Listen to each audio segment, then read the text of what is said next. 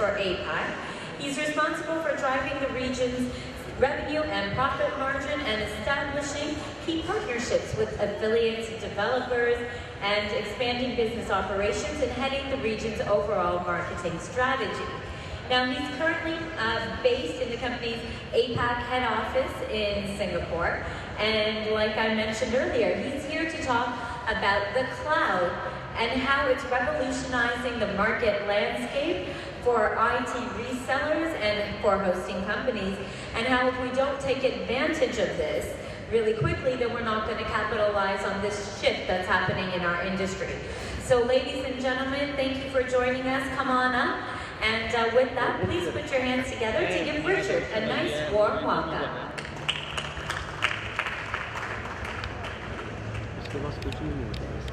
Thanks very much. Hi everybody. That's nice and loud. I think we'll just wait for some of the people to come in. But I think we've got a bit of a prize for all of those people who are already in the room. It's called a little bit of afternoon aerobics. So what I would like you to do is just get a bit of blood flowing through the body, a little bit of oxygen in the lungs, so that we can all have a very interesting time as we talk about cloud. So if I could indulge you for a moment, would you mind just standing up? Everybody stand up. Okay, and what I would like you to do is just hold both hands out in front of you. Start off like a fist here. Okay, and then on one hand I want to see your thumb. And on the other hand, I want to see your index finger. Okay, and then I want you to just switch, switch, switch, switch, switch, switch, switch, switch, switch, switch. He's got both thumbs up all the time. Thanks. Okay, so people are starting to come in. Thank you very much, everybody, for participating in that. I hope it got you out of your seats and a bit of blood flowing through the body. One or two more people coming in. Right, hi, I'm Richard Duggan. I'm here today to talk to you about the cloud and how we can all take a journey and move to the cloud, and how we can make some money together out of delivering cloud services to your customers. I'm from Ingram Micro, and for those of you who don't know us, we're a global Fortune 100 company, number 62 actually, roughly about a $46 billion company, with offices in, I think, 120 countries around the planet. What I want to do today is to really talk about what's happening in our industry, as well as what's happening in every other industry around the planet. And there's one word that really encompasses what's happening, and that's transformation. A lot of this transformation is being driven by the four things that you've probably heard most about in the last 5 or 6 years: big data, analytics, mobile, and cloud. But the reality is that transformation isn't just a function of technology. It's a function of technology along with new business models. And it's the combination of those two things that are really driving the transformation in everybody's industry. So it's not just the IT industry, which I'm in and you're in, or the web industry, whatever we want to call it. It's not just education, but it's also healthcare, taxis. I mean, you've got Grab Taxi, for example, the way we pay for things with PayPal, Square, and others over the last 4 or 5 years. Think back, I don't know about you, but I watch TV at home now. All I've got is an Apple TV and a stream. And pretty much all I watch is Netflix, because I don't want to pay $106 a month, I live in Singapore, for a bunch of rubbish television stations. I'd rather just watch content I want to watch when I watch it. Totally different model from what we had 5 or 6 years ago. And it's that combination of innovation and technology that's driving this. And it's driving it in your industry as well.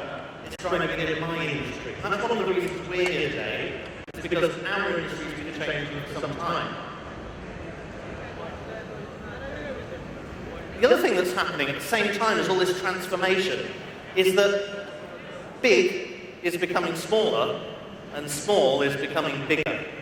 As we look around pretty much every country, whether it's developed or developing, the same thing's happening. More and more small companies are becoming more and more influential in in the marketplace. More and more large companies are employing less people overall. And that's true everywhere, including India. If you look at India itself and the opportunity we have here, 100,000 new companies get created every year. There are roughly 93 million companies currently trading in India today. The vast majority to create a small business that's going to drive the new economy, that's going to compete worldwide, is realistically a couple of people, a good idea, a laptop, and access to the internet. And as I read in the paper here today, India is trying to accelerate the way that small businesses operate as well.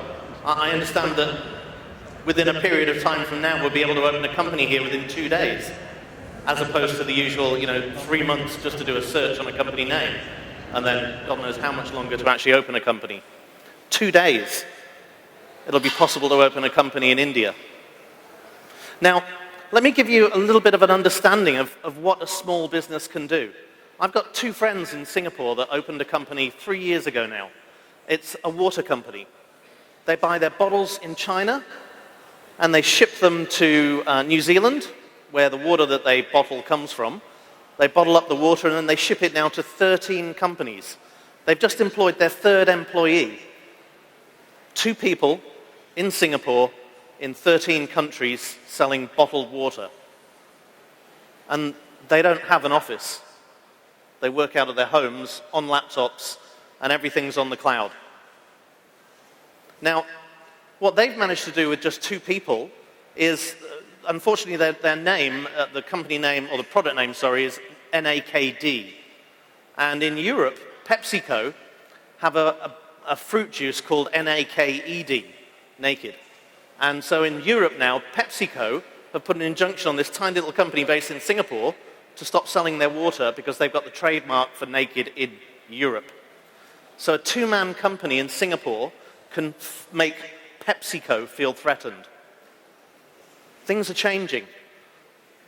And that's really what's going to help India become a huge powerhouse in the world, is all the small businesses you have here becoming innovative, getting access to cloud services, access to the internet, and driving that business innovation that we have here globally. Because in the day of cloud services and rapid company creation, it's no longer the big that eat the small, it's the fast that eat the slow. However, it's not all roses, is it? Certainly isn't roses for us, because we're in the middle of the IT industry. And if you look around India today, how many companies are selling IT products in e-commerce? Now, that's eroding our core business, my company's core business. And I'm sure there's similar things happening to your industry, which I'll cover in a minute. There's certainly things that are happening to our typical IT resellers and IT value-added resellers and systems integrators, and that is that the analysts believe that the channel for IT services is going to go away, and that software as a service vendors, they're just going to go direct to end-user companies. If you want a website, you go and get it from the people who create the website. If you want Office, you go and get it from Microsoft. The problem is, of course, that then that creates such a complex web of business relationships and such a support requirement on some of these vendors that it's hard for them to bear it. There's a new version of IT reseller today. All of these e-commerce shops, as well as what we call born in the cloud partners that just purely focus on cloud offerings. And then there's a more traditional competition that we see in the IT industry, where people are looking at what's the market that's adjacent to me, where I can leverage my core competency as a business to go and get extra money. And so we're seeing telcos, internet service providers, managed service providers, hosting companies. We're also seeing a number of pure play SMB companies, like Duggan, for example, that are really just focused in on a particular target segment in the market. And you know what? That's no different from what's happening in your world today. Because customers aren't just staying still. You know, now they've got Flipkart, they've got Amazon. Why do they need a website? What's the return on the investment from a website? Once they've got a website, what about the new features? What about a responsive website, a mobile website? What about front-end optimization? Make sure we get the right graphics coming up on the right device.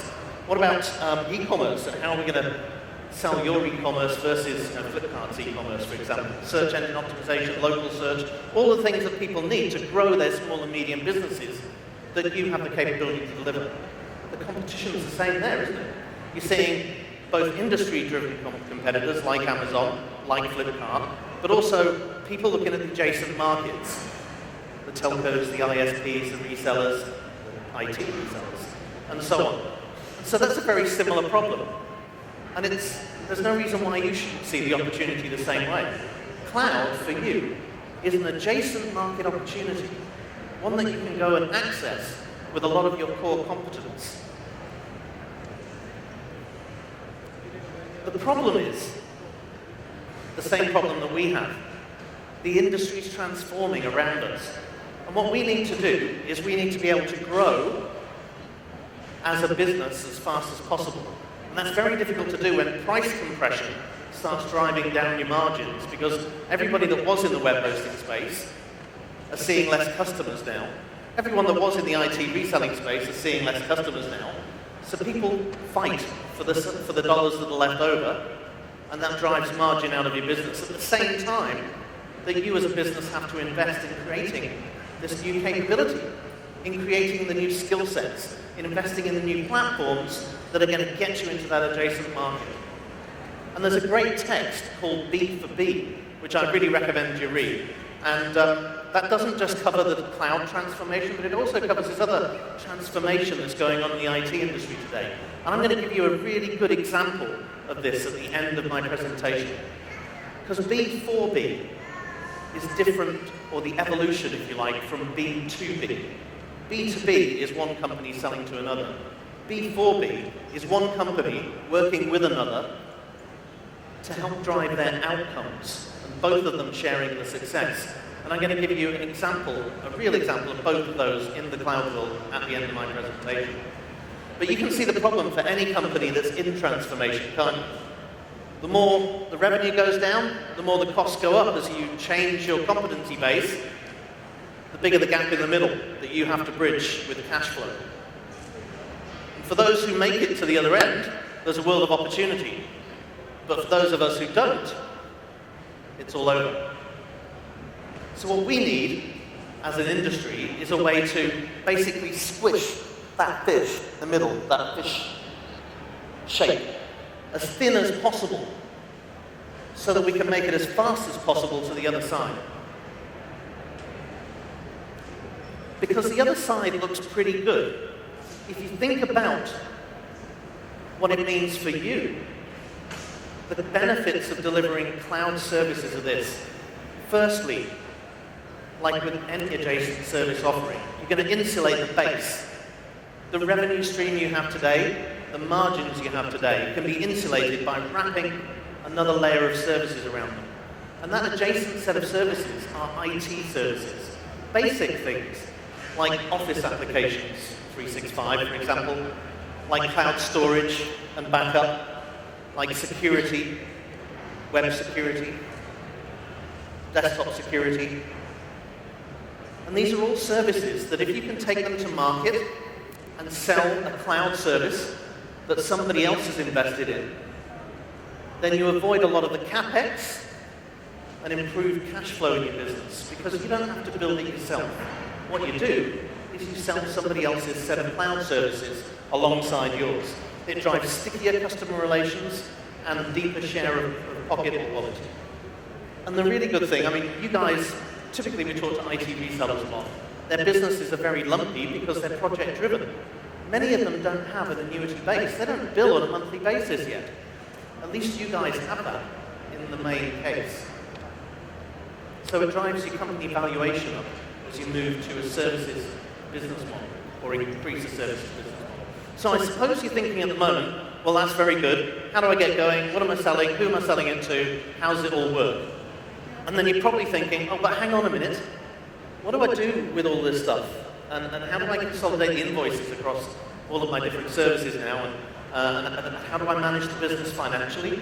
And wait a minute, what about actually provisioning stuff for people and then supporting them? And all of the other things that are involved in delivering IT services. How does that work?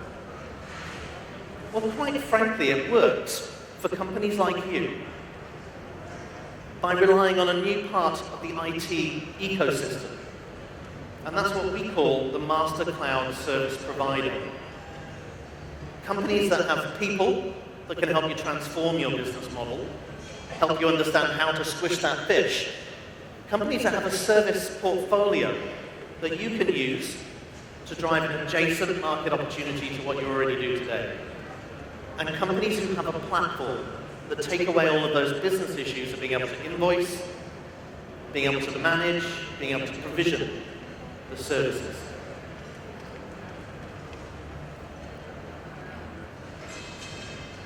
When we're talking about aggregation, this is what I mean. Out there in the cloud, there are many infrastructure services, security services, communication and collaboration type services, business applications, and cloud management. I'll give you a few examples here. And what aggregation companies do is they bring them all together. The aggregator owns the business relationship with each one of the brands. The aggregator aggregates all of the demand from the channel and services the brand and pays the big bill and cuts it out into lots of little bills for everybody else. Now, they can't do that with people, which is why they need this platform. Because the platform is what serves the reseller so that they can sell to their end user. So cloud service aggregation is really about taking all of those brand offerings, putting them into a marketplace that enables you to order, provision, manage, and invoice cloud services that are adjacent to your core business from one place and deliver those services to your customers, minimizing the operational overhead and maximizing your market opportunity. The value proposition, I probably don't need to labor on too much, but effectively you can bundle the solutions, lower operating costs, faster startup time, no capex, manage your customers better, upsell and cross-sell between all the solutions quite easily in one place.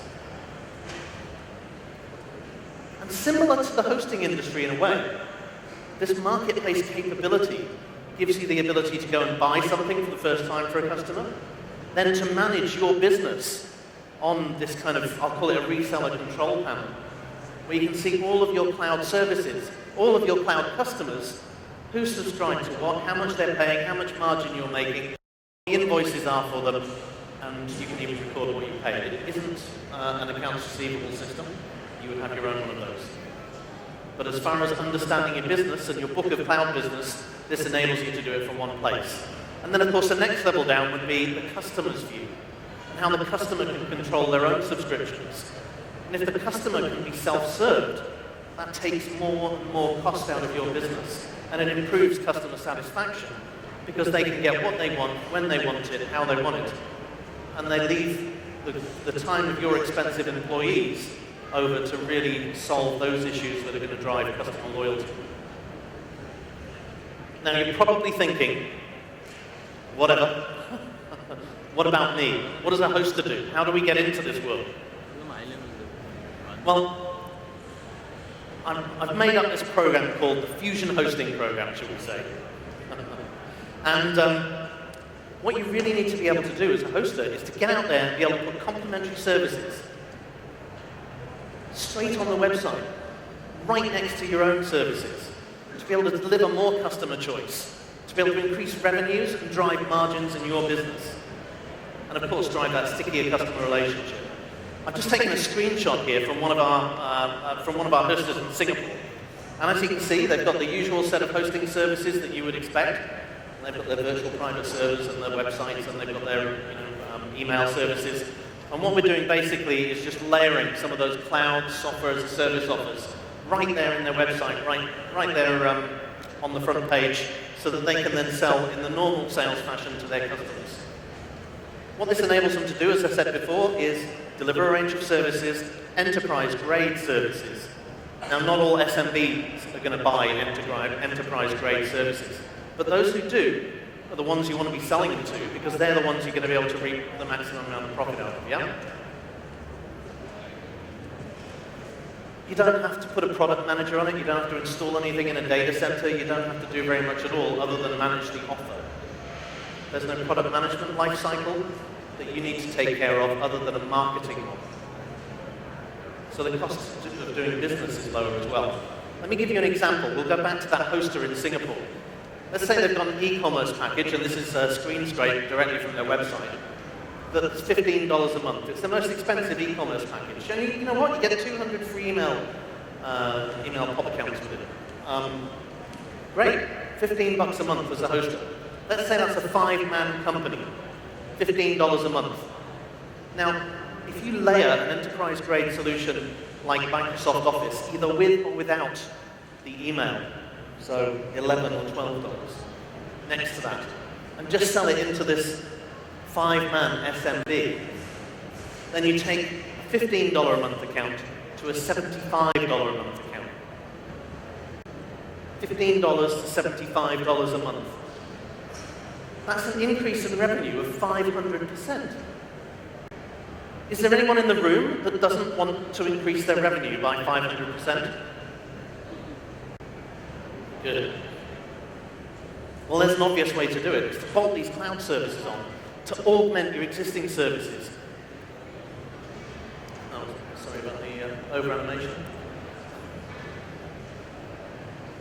And I talked about customer stickiness. The other part of that isn't just delivering one thing. So just having Microsoft, might give you an extra boost in the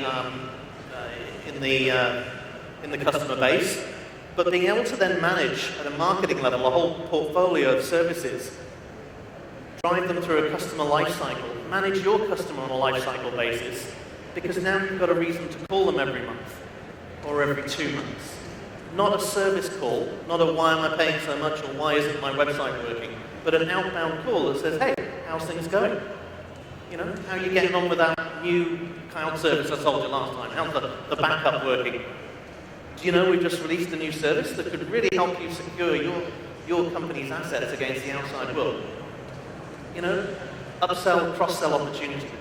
Managing the life cycle, building a portfolio will drive share of wallet for you. And I expect at this point in time you're thinking, okay, well that might be relevant to me, but how do I get going? Where's the money? So that's where I want to bring you back to this B2B versus B4B. Because obviously I work for Ingram Micro, and we have a B2B offer. Our B2B offer is one of these. There's a cloud marketplace that you can use, basically, to offer all of these services, initially Microsoft Office 365, on your website by a static posting, and then at the back end you do a swivel chair and configure it on our marketplace. So it's almost automated, totally automated from us to you, and you can go and see your book of business and everything else, but there's no real flow through to your website, and we can't put a shopping cart on your website. That's what this next thing does, which is Cloud Store. Okay? Cloud Store enables you to extend our marketplace out to your web presence and drive business there, connected into a payment gateway for all of these cloud services. Now, as you can see, this is a B2B example, and I'm selling these platforms to you. And this is one of the ways that you could potentially drive a 500% increase. But let me give you an example of B4B. What we have is an option to this. And B4B, when we're talking about actually having joint outcomes, is about, in this case, a program called Up the Base, where what we're going to be doing for new partners is we're going to go in and co-sell, and we're going to drive a marketing campaign for our partners. We're not going to charge thousands of dollars up front with undeterministic outcomes. What we're going to do is we're going to charge a setup fee for qualified partners, and then we're going to take the risk of calling down a qualified set of customers that they already have. So if you've already got a whole bunch of $15 a month e-commerce accounts, we'll take on the overhead, or most of the overhead, of selling them the other $60 a month and increasing your business by 500%. Because we only charge you for the marketing when there's a successful sale. Obviously, there's a bit of qualification in there. But that's an example of B4B, and that's where the world's moving to. And it's not just about cloud, it's about business innovation.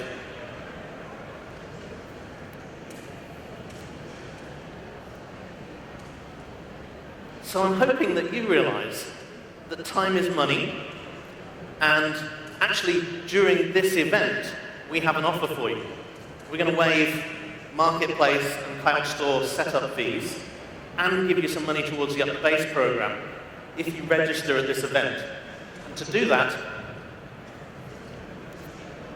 you need to fill in one of these postcards, which anyone in a blue shirt should be able to give you. Or you can just visit the booth.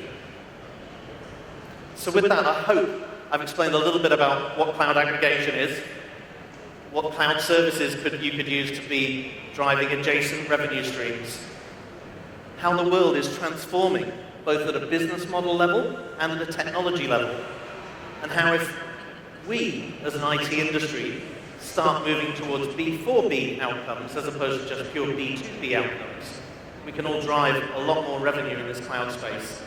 Thank you very much for your time today.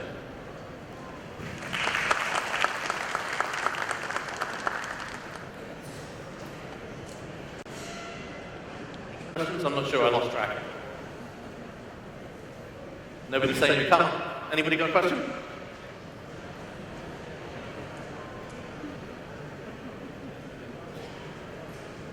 Okay, must have explained it really well then. So, I recommend that you take a minute to fill in one of these forms, and we look forward to a long and... Oh, we have a question here.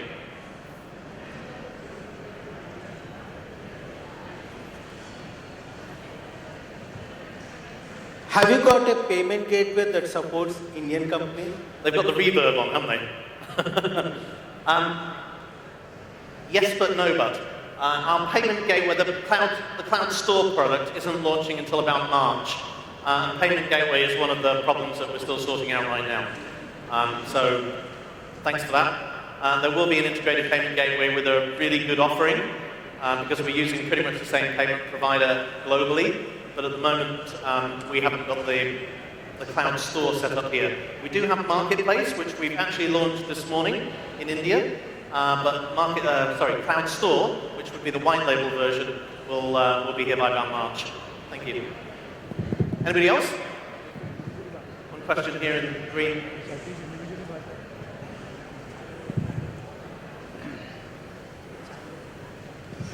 I lost track of time. You are providing cloud services, right?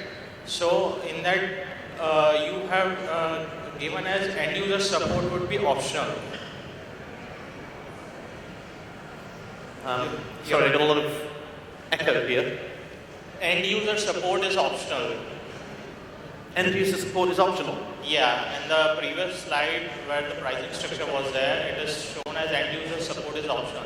So we need to support the end user, or Ingram will be supporting the end user?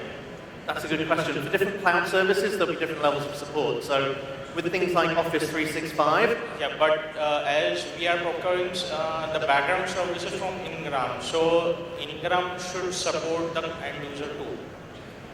No doubt, if it is a white labeling, then the question lies that how Ingram would support our end user. Yeah, we can offer, we offer second level support.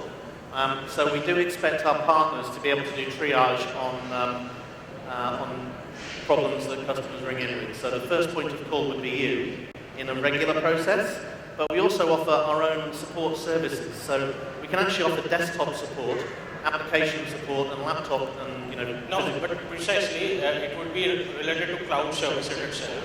Yeah. And let's say how the supporting system will be, as ResellerClub provides ticketing support like that, or how the supporting part would be. The partner would be the first point of call for the customer. If it's your customer... I agree, it will be first our part, but let's say we are, it's a technical issue on the server itself. Let's say if we talk about That's us. We deal with second level support.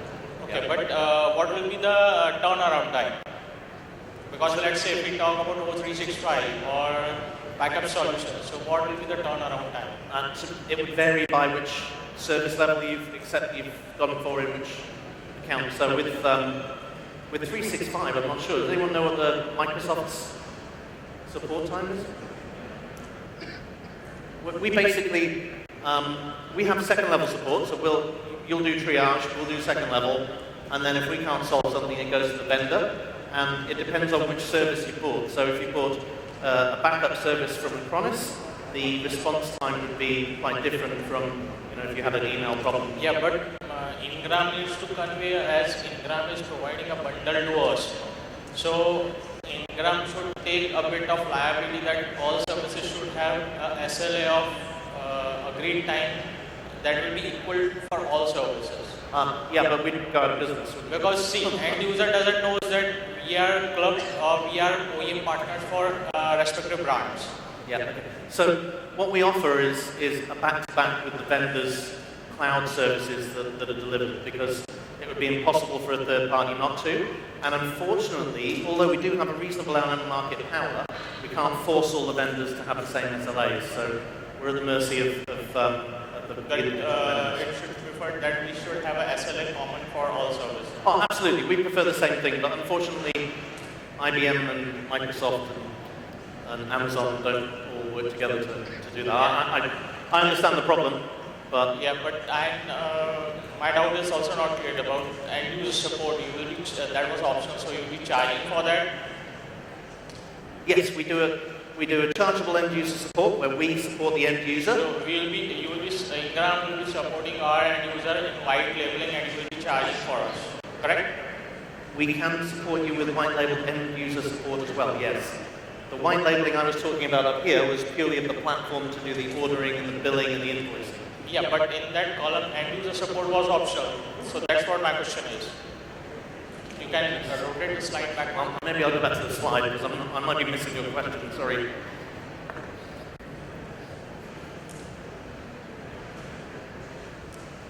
Yeah, the second last, about the pricing. Oh, yes. Yes, in either case we can, if you don't want to take level 1 support, we can do level 1 support, but it's an optional chargeable service. Yeah, but it will be in white labeling? Sorry, the echo's bad again up there. It will be in white labeling? It will be white labeling. Yes, absolutely, it's white labeling, yeah. So on the let's say XYZ company is your reseller. So if XYZ company is providing, asking you to provide end user support, and they are ready to pay for that, so that support will be in white labeling? I think so. Let me repeat back to you what I think I heard. If we have a customer, a reseller, who is buying a bunch of cloud services and also buying end user support from us, then if they are buying end user support from us, our contact center, whenever they receive a call, will answer the telephone as, "Hi, it's XYZ here, how can I help you?" And they'll manage the trouble ticket through its life, and they'll close that trouble ticket back out with the customer. There is an onboarding process though, so doing end user support is a little bit more complicated than selling a regular cloud service. So the onboarding process, the first thing we would do is onboard the reseller, so that we understood who the reseller is, what their standard operating processes are, what their SLAs are, and that gets brought into our management systems and trained through the staff. And then the next step is that we onboard each one of the customers. So each downstream customer would need to be onboarded. If reseller is supporting the direct end user, so a reseller can define their own SLAs? The reseller can define their own SLAs to serve the customer? To a certain extent, yeah. But you'd need to talk to the guys in more detail on that. So, for instance, we do a lot of support in New Zealand for out of hours. So there are systems integrators and resellers in New Zealand that don't want to put on a third shift to cover the night, and so we'll do that support for them. My question is different. I'm clear with my first question. My second question is, resellers can define their own SLAs for their own customers? I was just trying to give you an example of an answer to that. They can to a certain extent, but obviously once it falls below ours, we can't. Yes, to a certain extent. Thank you. Thanks. God, tough question, eh? I bet you're happy you weren't answering that. We've gone over time, have we? Okay, thanks. Okay, thanks everybody. All right, thank you, Richard, very much. Sorry to have to wrap that up quickly. We're running behind.